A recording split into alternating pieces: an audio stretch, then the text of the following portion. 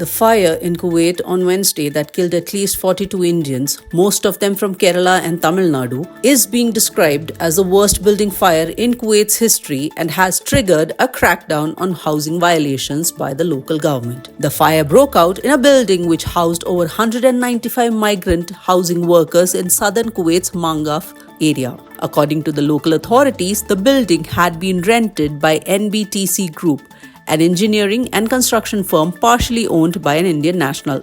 Meanwhile, External Affairs Minister S. Jaishankar spoke to his Kuwaiti counterpart Abdullah Ali Al Yahya, who appraised him of the efforts made by Kuwaiti authorities after the fire. Most deaths were due to smoke inhalation, said the local authorities. The death of Indians in the Kuwait building fire was confirmed in a letter by Kerala Chief Minister Pinarayi Vijayan to India's External Affairs Ministry on Wednesday. The Chief Minister is holding a cabinet in connection with the fire incident today at 10. This is reported as the worst building fire in Kuwait's history and triggered calls for action against landlords and company owners who violate the law to house large numbers of foreign laborers in extremely unsafe conditions to cut costs, the Kuwait Times news report said. While the cause of the fire is yet to be ascertained, some sections of local media said it could have been caused by a gas leak in the building. Kuwait's public prosecutor said in a post on X that it had launched an investigation into the fire to ascertain what triggered the deadly blaze. Kuwait's first Deputy Prime Minister and Interior Minister Sheikh Fahad Al Yusuf Al Sabah said authorities will begin inspecting apartment buildings from Thursday and crack down on all violations without warning. The owner of the building where the fire occurred will be kept in custody till an investigation is completed, he said. According to authorities, the fire erupted just after 6 a.m. local time when most of the residents of the building were asleep.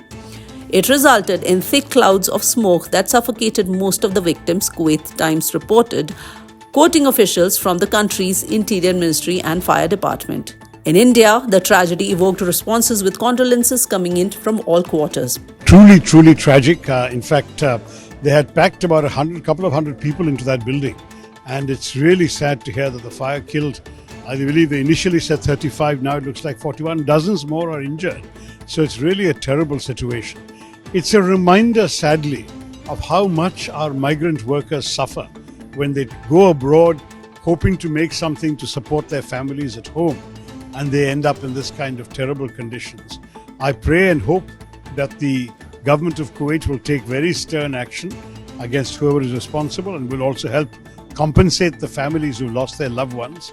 We all feel a great pain and condolence for the families, because these are the breadwinners. बहुत अफसोस है, बहुत चिंता है, बहुत दुख है ये सब सुन के कि कम से कम एक बड़ी संख्या लोगों की जो वहाँ काम करने के लिए गए थे वो आग में झुलस गए हैं और हम उनको खो बैठे हैं।